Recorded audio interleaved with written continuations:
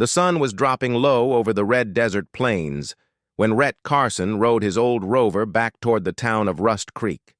Wind pushed long lines of dust across the ground, and the orange sky made everything glow like burning metal. It was a quiet evening, the kind Rhett had lived through 1,000 times. His ranch was miles away, lonely and calm, just like he preferred. But he needed supplies, so he came into town before night arrived. Rust Creek was a simple frontier settlement on a distant human colony world. Wooden buildings stood beside metal ones, and the mix of old Earth style and new technology made the town feel strange to travelers. But to Rhett, it was home. He tied his rover near the trading post and walked with his usual slow steps, tipping his hat to anyone who waved. He planned to buy water filters and a few spare energy cells. That was it. He wasn't expecting anything unusual, especially not the event that would change his quiet life forever. As he stepped into the main street, he heard engines growling above. People stopped and looked up.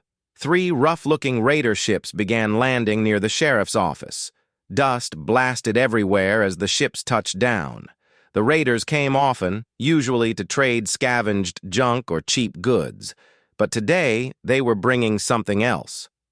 Rhett watched with calm eyes. He didn't like raiders. They always had trouble following close behind them. But he didn't pick fights. He only helped when someone needed a hand.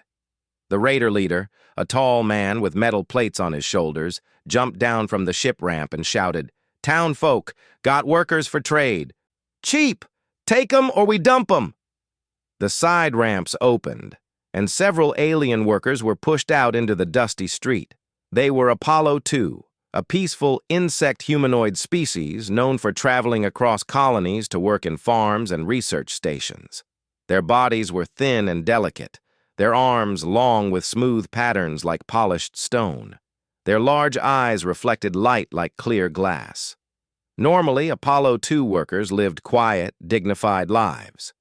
But the ones standing before the raiders were injured and exhausted. The townspeople stared, but stayed far away. Some whispered, some frowned. None stepped forward. Rhett leaned against a pole near the trading post, watching closely. He didn't like the sight of injured people, human or alien, being treated like unwanted objects, but he stayed quiet for now. Then one of the aliens stumbled. She was smaller than the others, almost childlike in size, though Rhett knew Apollo 2 matured differently from humans. Her body shook, and she fell to her knees. Dust puffed around her, and she struggled to rise again. She had marks on her limbs, signs of rough handling or long work without rest. One of her wings, thin, decorative limbs Apollo 2 used for expression, was bent. "Leave her," a raider said, rolling his eyes.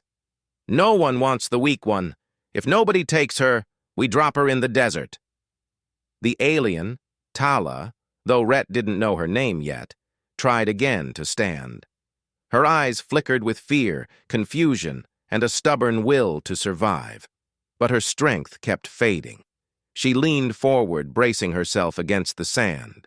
People averted their eyes. They didn't want to get involved. Raiders were dangerous. Helping could mean trouble. And many were unsure how to care for alien species. Rhett let out a slow breath. He saw something in her that he respected, not her condition, but her refusal to give up despite it. His boots brushed the dust as he stepped forward. The raider leader noticed. "You want one, Cowboy? Cheap, I promise. Especially that one there. She's no use to us." Rhett ignored the man and knelt beside the small alien. He moved slowly so he wouldn't scare her. "Easy," he said softly. "Don't force yourself. You'll fall again." Tala flinched at his voice. She made a weak clicking sound, which Apollo 2 used when in pain. Her eyes widened with fear, expecting harm. But Rhett's face remained calm, gentle, and patient. He held out his hand. Tala hesitated. She looked at his hand, then at his eyes, trying to understand his intention. Her species could read emotions well, and what she sensed from Rhett was warmth, no threat. Her trembling arm rose and she placed her hand in his. Rhett lifted her gently. "There you go. You're all right." The raiders laughed. "Keep her, Cowboy. No refund later." Rhett didn't answer. He simply picked Tala up in his arms as if she weighed nothing. Her body was light, fragile. She leaned into him without meaning to, too weak to hold herself steady.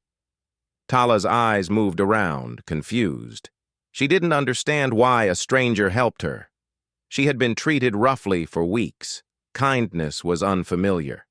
Rhett glanced at the sheriff, who pretended not to see anything. Typical. The town didn't like trouble. So Rhett walked straight past everyone, carrying Tala carefully. He brought her to his rover and laid her in the back seat with a blanket.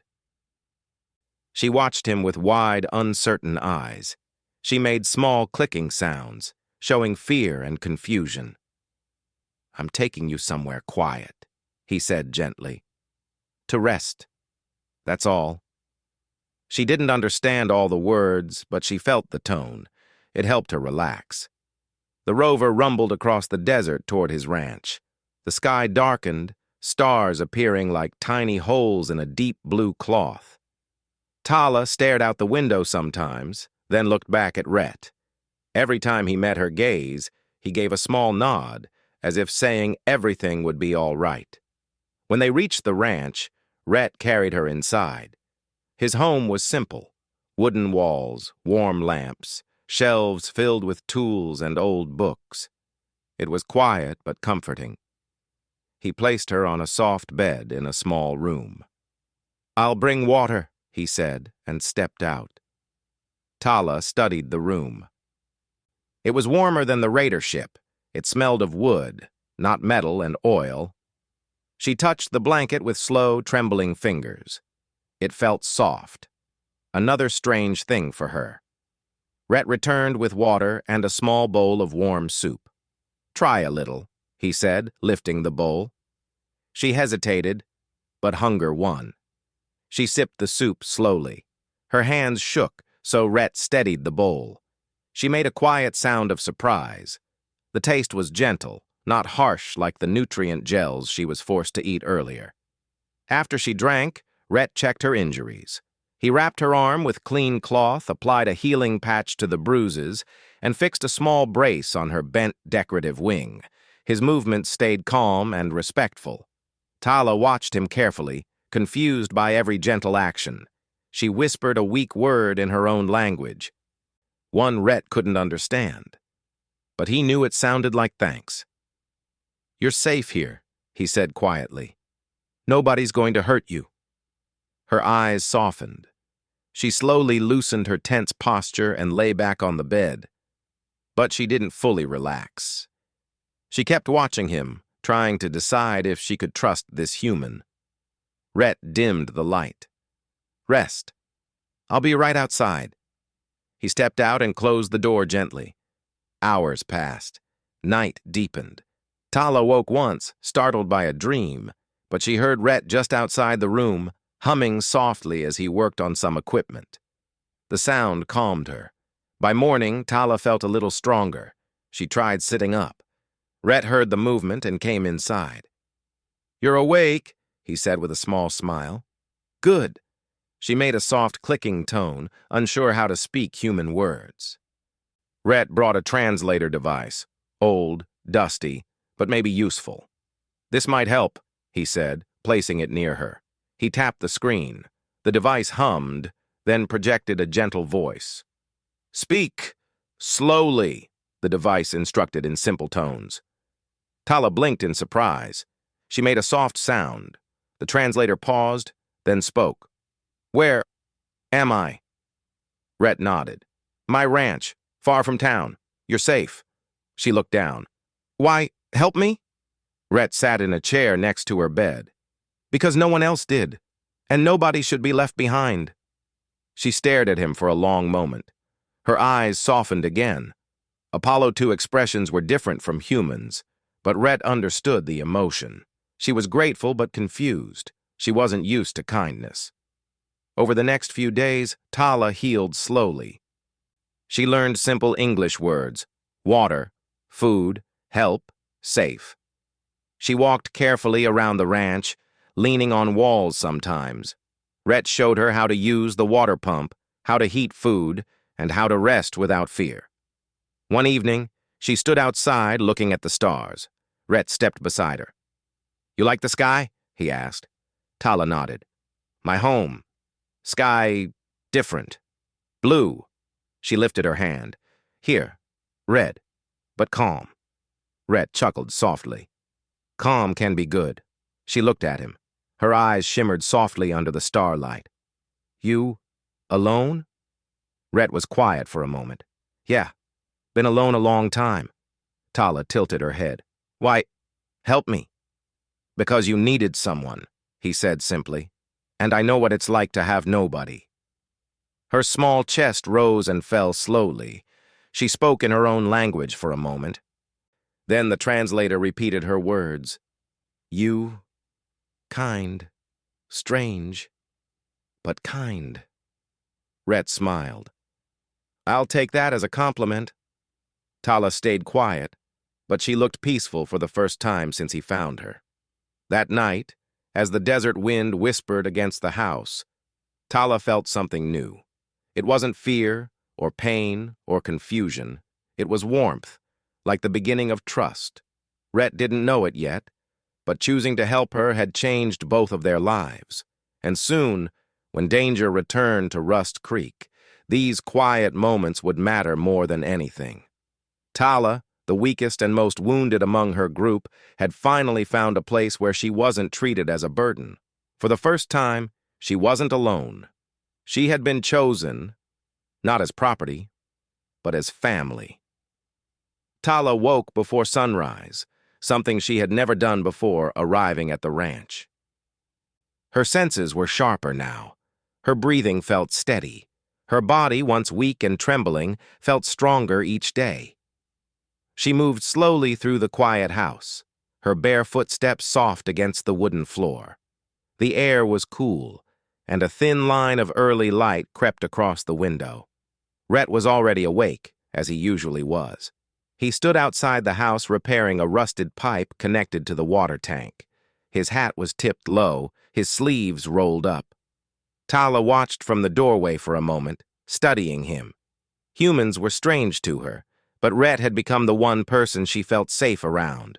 When he noticed her, he gave a nod. "Morning. You sleep okay?" She nodded slowly. "Yes. Sleep good." Her English had improved a little, though she still relied on the translator for harder words. Rhett tightened the last bolt and wiped sweat from his forehead. "You hungry?" Tala's antenna-like head ridges lifted, her species' way of saying yes. Rhett laughed softly and walked toward the kitchen. Tala followed him inside and sat at the table. He placed a bowl of warm porridge in front of her. She tasted it carefully, then relaxed. Human food had become familiar to her. As she ate, Rhett watched her with a thoughtful expression. "You're getting better fast," he said. "Stronger than yesterday." She looked at her hands. "Rhett, safe, place." She tapped her chest gently. "Feel calm." "Well," he said, "I'm glad for that." The ranch had become quiet and peaceful again, almost like nothing had happened. But Rhett knew peace on a frontier world never lasted too long. Tala spent the next few days helping him with simple tasks. She carried small tools, held lights while he worked, and even began learning how to manage the animals. A group of gentle, fur-covered creatures that produced warm milk. They didn't fear her. In fact, they seemed curious and strangely affectionate. Rhett watched Tala with a growing sense of pride. She was learning faster than he expected. She laughed softly when one of the creatures bumped her hand, and her eyes glowed faintly when she stood in the sunlight. But the peaceful days didn't last. One afternoon, as Tala and Rhett repaired the old fence near the edge of his land, a distant sound echoed across the desert. Rhett froze. Tala turned her head sharply. The sound was faint but unmistakable. Engines. Not civilian engines. Raider engines. Rhett's eyes narrowed. "They're back!" Tala's body went tense, fear rising through her. Memories of the raider ship flashed in her mind. Dark halls, metallic walls, rough voices. She stepped closer to Rhett without meaning to, her breath uneven. Rhett put a hand on her shoulder. "You're safe here," he said firmly. "I won't let them take you." The engines grew louder as 3 ships approached from the horizon, kicking up dust clouds behind them. They flew low over the ranch, circling once before landing near the outer field. Tala shook her head. "They come for me." "Let them try," Rhett said, his voice low and steady. The ship ramps opened, and the raider leader stepped out, the same man with metal plates on his shoulders. He smirked as he looked across the field and spotted Rhett. "Well, well," he shouted. "Cowboy, we've come for our worker. You took her without paying." Rhett crossed his arms. "You said she was free to take." "We changed our minds," the leader said. "She's valuable again, and we want her back." Tala stepped behind Rhett, trembling. The raiders saw her fear and laughed. The leader walked a few steps forward. "Hand her over, and we'll be on our way." Rhett didn't move. "She's not your property, and she's not going anywhere with you." The raider leader tilted his head, amused. "You going to fight us alone, cowboy?" Rhett kept his voice calm. "If I have to." The raiders laughed again, but their weapons glowed at their sides. The moment was tense, ready to break. Tala looked at Rhett's back. She felt something tighten in her chest. He was standing there because of her. He was facing danger because of her. She stepped forward, clutching the small translator device. "Rhett." "No," she whispered. "Raider. Dangerous." "I don't care," he whispered back. The leader raised his hand. "Last chance. Give her up." "No," Rhett said simply. The leader's eyes hardened. "Fine." The raiders shifted. Weapons powered up. For a moment, Tala felt helpless. She felt like the weak, trembling worker she had been weeks ago. But then something shifted inside her. She remembered how Rhett carried her gently, how he promised she was safe, how he gave her warmth, water, and rest when she had nothing. She stepped beside him instead of behind him. Her body glowed faintly. Apollo 2 were peaceful, but they had natural defense abilities, light-based warnings that could stun or blind predators. Tala had never used them strongly before, but now, standing beside Rhett, she felt courage rise. Her hands lit with a soft, bright pulse. The raiders stiffened. "Hey, what's she doing?" A bright flash burst from Tala's palms, not harmful, but powerful enough to make the raiders stumble back, shielding their eyes. The translator fell from her wrist, but she no longer needed it. Her voice came out clear in her own language, ringing with strength. The raiders couldn't understand her words, but Rhett could feel the meaning. She was saying, "I am not yours, and I am not alone." Rhett stepped forward beside her, his stance relaxed but confident. "You heard her. Now leave." The leader blinked rapidly, his eyes still recovering. "That little bug can flash lights, so what? We still want her." But now the others in the group were nervous. They had never seen an Apollo 2 defend themselves so strongly. They muttered among one another, unsure. Rhett took one more step, his boots scraping against the dry ground. "If you take one more step toward her," he said calmly, "you'll find out how stubborn humans can be." There was a long silence. The desert wind blew dust around their feet. The raider leader looked at Tala, then at Rhett, then at his own men. None of them wanted a fight. They had come for an easy grab, not a battle. The leader spat on the ground. "Fine," he pointed at Tala. "She's not worth the trouble anyway." He turned sharply and walked back to his ship. His crew followed. Within minutes, the raider engines roared to life and the ships pulled away, disappearing into the sky.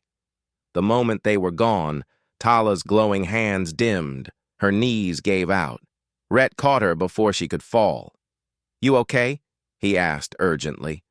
She nodded weakly. Her voice was soft. "Light, strong, use, too much, but needed." Rhett carried her back to the house and placed her gently on the bed. She breathed slowly, her body cooling down. "You did good," he said. "You really did." She opened her eyes. "Rhett, scared. For you." He smiled softly. "Funny. I was worried for you." Tala reached out and touched his arm, a soft, delicate gesture. "You protect me?" she whispered. "I protect you." From that day on, the people of Rust Creek heard what happened. At first, they doubted the story, a small alien worker and one human cowboy facing down 3 raider ships. But when the sheriff finally visited the ranch and saw Tala moving around confidently, no longer trembling, they began to understand. She wasn't just some abandoned worker anymore. She belonged somewhere. She had someone who chose her, not because she was useful, not because she was strong, but because she deserved kindness. Weeks passed. Tala healed fully. Her decorative wings straightened under Rhett's careful repairs. She walked the ranch with her head higher than ever before. She learned full sentences in English and even began teasing Rhett when he pretended he didn't need help. One afternoon, Tala stepped outside and found Rhett repairing a gate. She walked toward him with light steps. "Rhett," she said, "I want to help others, like you helped me." He looked up, surprised. "Others?" She pointed to the road. "Aliens, humans, anyone hurt, anyone alone." Rhett smiled. "You sure?" She nodded strongly. "Family, help family, and we are family." Those words hit Rhett deeper than he expected. He had lived alone for so long that he forgot what family felt like. But Tala reminded him. From that week onward, Tala and Rhett began helping travelers who passed through the desert, fixing broken rovers, offering shelter, giving water to anyone stranded. Some were human, some alien. All were grateful. The townspeople eventually saw Tala standing beside Rhett at the trading post, speaking politely in simple English, carrying supplies with steady hands. They no longer looked at her with confusion or fear. They greeted her with respect. One evening, as the sun set in a fiery red glow, Tala and Rhett stood outside the ranch together, watching the sky darken. Tala's voice was soft. "Rhett, before you found me, I thought, end." "Yeah," he said quietly. "I figured as much." She turned to him. "But you chose me, not because strong, not because useful, but because heart." Rhett looked at her, then at the open land stretching far into the horizon. "Everyone deserves a chance," he said, "even when others don't see it." Tala stepped closer and placed her hand over his. "I see you," she whispered. "And I am home." Rhett squeezed her hand gently. "Yeah," he said, "you're home." The desert wind moved softly around them. Stars appeared one by one. They stood there together, 2 lonely souls who weren't lonely anymore. She had been unwanted, wounded, and forgotten. He had been silent, isolated, and alone. But now they were stronger together, not by blood, not by duty, but by choice. A human cowboy and an alien worker, forming a small family on the edge of a quiet world. And from that day on, no one dared to question it.